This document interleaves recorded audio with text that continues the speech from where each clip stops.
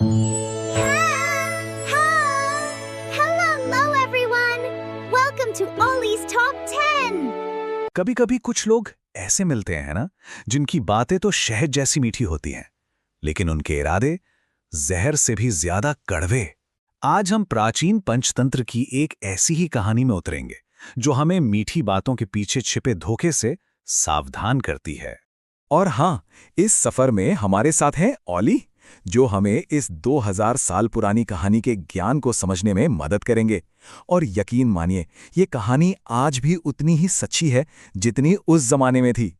मीठी बातें करता था पर इरादे कड़वे थे, यही है इस कहानी का सार। तो चलिए इस धोखे के जाल को समझते हैं और देखते हैं कि कैसे मीठी बातों की चमक के पीछे अक्सर एक खतरनाक अंधेरा छिपा होता है।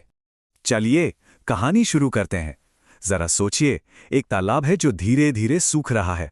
माहौल में ना एक निराशा सी छाई हुई है, और इसी निराशा के बीच एक बूढ़ा बगुला अपनी चालाक आंखों से एक बहुत ही खतरनाक योजना बना रहा है। और अब शुरू होता है धोखे का असली खेल। बगुला तालाब के किनारे बैठकर घड़ियाली आंसू बहाता है। जब डरी हुई और बेबस मछलियां उसके पास आती हैं, तो वो उन्हें एक सुनहरा सपना दिखाता है, एक बड़े पानी से लबालब सुरक्षित तालाब का। और बेचारी मछलियां उसकी मीठी मीठी बातों के जाल में बुरी तरह फंस जाती हैं। और बस यहीं से शुरू हुआ एक सिलसिला, रोज का धोखा, मीठे वादों के पर्दे के पीछे छिपा हुआ मौत का खेल। बगुले का तरीका बड़ा ही बेरहम और पक्का था।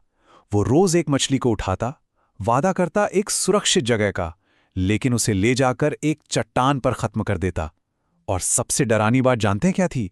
किसी को शक तक नहीं हुआ। क्यों? क्योंकि बगुले की बातें शहद जैसी मीठी थीं। लेकिन कहते हैं ना, हर धोखे के जाल में कोई ना कोई दरार जरूर होती है। और इस कहानी में वो दरार थी एक जोड़ी सतर्क आंखें। यहीं से कहानी एक ऐसा मोड़ लेती है जहां शक का एक छोटा सा बीज पनपने लगता है। ये आंखें थीं एक केकड़े की।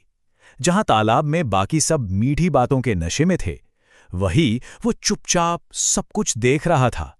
उसकी अनुभवी आंखों ने एक पैटर्न पकड़ा, एक ऐसा पैटर्न जो किसी और को नजर ही नहीं आया।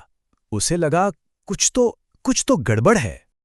और देखिए, यहीं पर कहानी का सबसे बड़ा सबक छिपा है। एक तरफ है अंधा विश्वास और दूसरी तरफ सवाल उठाने वाली सोच। जहां मछलियां डर के मारे अंधी हो चुकी थीं, वहीं केकड़े ने अपने दिमाग का इस्तेमाल किया। उसने सवाल उठाए और फिर उसने एक बहुत ही साहसी कदम उठाया। उसने खुद को एक चारे के तौर पर पेश कर दिया। तो अब खेल शुरू होता है। केकड़ा उस धोखेबाज बगुले की पीठ पर सवार है, अपनी जान को दांव पर लगाकर। हवा में एक अजीब सा तनाव है ना? जब बगुला उड़ रहा था तो केकड़ा सिर्फ नज़ारे नहीं देख रहा था, वो एक मिशन पर था। उसकी आंखें बाज की तरह तेज थीं। वो हर चीज को ध्यान से देख रहा था, बस उस एक सुराग की तलाश में जो सारे राज खोल दे। और फिर उसे वो दिख ही गया। नीचे एक चट्टान पर सफेद हड्डियों का एक भयानक ढेर। सच्चाई एक बिजली के झटके की तरह उस पर गिरी। अरे, ये कोई सुरक्षित तालाब नहीं था, ये तो एक कसाई खाना था। उस भयानक सच को देखते ही केकड़े का सारा डर जैसे हवा हो गया। उसकी जगह एक ठंडे, कठोर इरादे ने ले ली। अब न्याय का समय था। बगुला घबराकर चिल्लाया, अरे तुम ये क्या कर रहे हो? केकड़े ने बहुत शांति से, लेकिन एक ऐसी आवाज में जो मौत की तरह ठंडी थी, जवाब दिया, वही जो तुमने दूसरों के साथ किया। बस इस एक वाक्य में उस धोखेबाज का पूरा संसार ढह गया। और फिर एक पल भी सोचे बिना केकड़े ने अपने मजबूत पंजे बगुले की गर्दन में धंसा दिए। एक झटके में क्रूर और निर्णायक कार्रवाई। धोखेबाज का खेल खत्म, न्याय हो चुका था। तो इस पूरी कहानी के बाद हमारे लिए क्या सबक है? चलिए इस कहानी की परतों को जरा हटाते हैं और उस गहरे ज्ञान को खोजते हैं जो आज भी हमारे काम आ सकता है।